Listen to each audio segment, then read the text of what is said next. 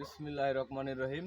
আপনারা দেখতে পাচ্ছেন আমার চাচা, শ্রদ্ধেয় চাচা, এলাকারই বাসিন্দা এবং তার আম্মাজান, আমার দাদিজান। তো দেখতে পাচ্ছেন অবস্থা, শারীরিক অবস্থা বেশি ভালো না। আমার চাচি বুড়ো মানুষ। এই দেখতে পাচ্ছেন সামনে একটা ঘর, এই ঘরে ওনারা বসবাস করার অযোগ্য ঘরটা। তো এই ঘরে ওনারা বসবাস করে। তো আমি আপনাদের সেই ঘরটা ঘুরোই ঘুরোই দেখাচ্ছি, আপনারা দেখতে থাকুন।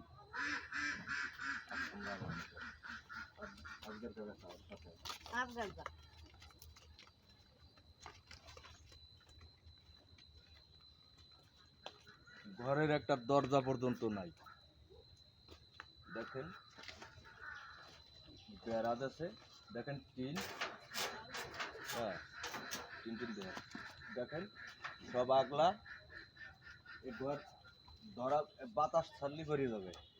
এই ঘরটার অবস্থা এই, আপনারা ঘরের ভিতরে দেখুন, এর ভিতরে থাকার অযোগ্য প্রায়।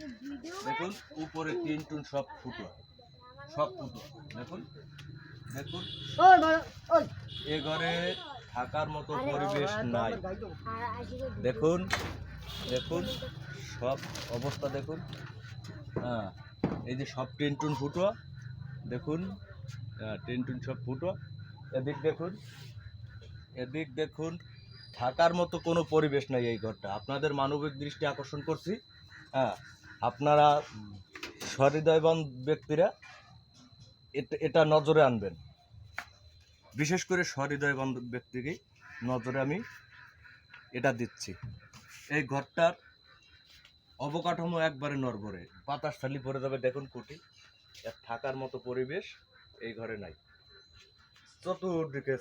চতুর্দিকে উঠলো, হ্যাঁ চতুর্দিকে এনার সমর্থর বাইরে এই ঘরটা। আপনারা এই ঘরটা চেষ্টা করলে পারবেন উঠাই দিতে, হ্যাঁ এই ঘরটা আপনারা যে যা পারেন এই ঘরটার জন্য আপনারা সহযোগিতা করবেন। একান্ত কাম্য আপনাদের সহযোগিতা। আমাদের এলাকার মানুষ অনেক অনেক চেষ্টা করছে, এই ঘরটা পারে নাই উঠাইতে। তো আমি এজন্য মানবিক দৃষ্টি আকর্ষণ করছি, যদি কোনো সহৃদয়বান ব্যক্তির নজরে পড়ে এই ঘরটা, তবে আমার এই ঘরটা উঠাই দেবেন প্লিজ।